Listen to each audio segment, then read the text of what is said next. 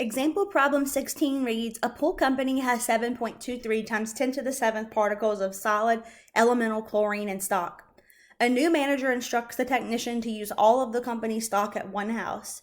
The homeowner would like to know how many grams of chlorine was placed in the pool. Assist the technician with their calculations.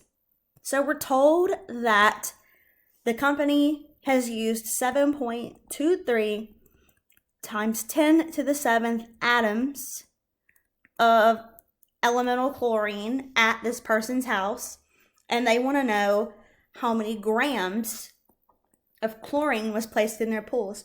So we're converting from atoms to grams. That is going to be a two-step equation with moles as an intermediate.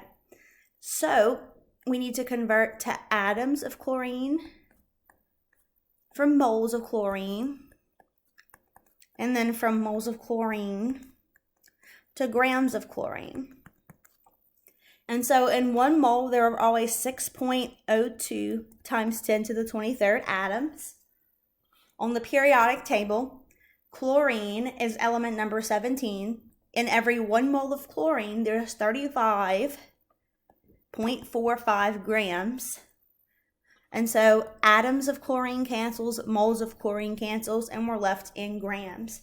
So in our calculators, we'll type 7.23 times 10 to the 7 divided by 6.02 times 10 to the 23rd times 35.45. That is going to equal 4.257, so 26, times 10 to the minus 15 grams of chlorine. Let me know if you have any questions with example problem 16.